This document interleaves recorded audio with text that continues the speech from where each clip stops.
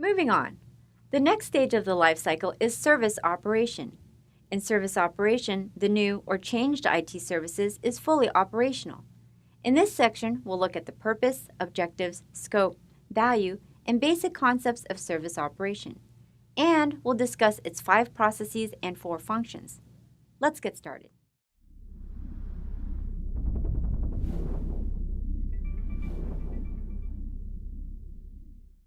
The 5 processes we'll discuss are listed briefly right here: event management, incident management, request fulfillment, problem management, and access management.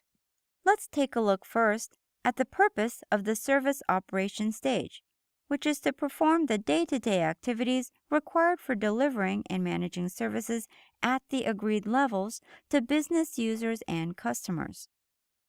This stage is also responsible for the ongoing management of the technology used to deliver and support services. That means that the staff involved in service operation should have processes and support tools already in place to allow them to have an overall view of service operation and delivery. Now let's look at the 3 objectives of the service operation stage. The first is to maintain business satisfaction and confidence in IT through effective and efficient delivery and support of agreed IT services. The next is to minimize the impact of service outages during day-to-day business activities.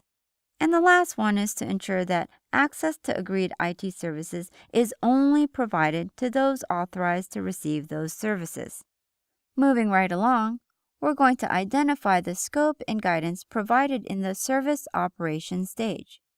Service operation has a rather wide scope covering the processes, functions, organizations, and tools that we use to underpin the ongoing activities necessary to deliver and support services. Now, let me show you a list detailing the guidance provided in this stage. First, of course, are the services themselves.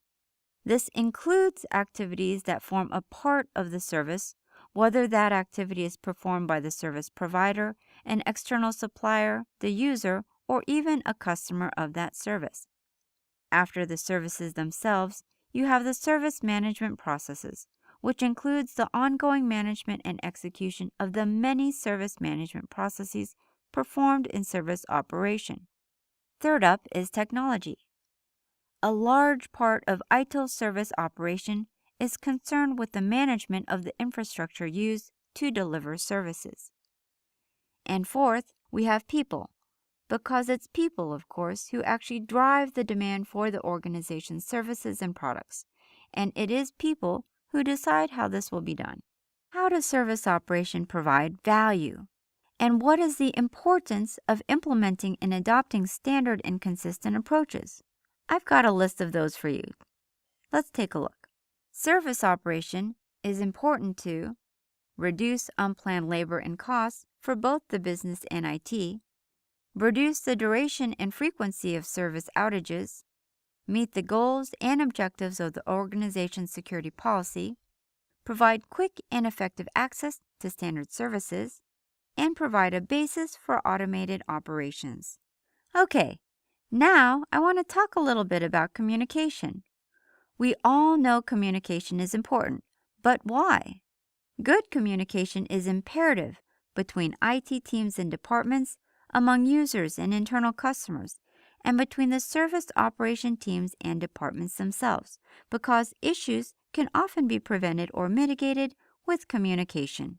Check out all the various types of communications used by service operation.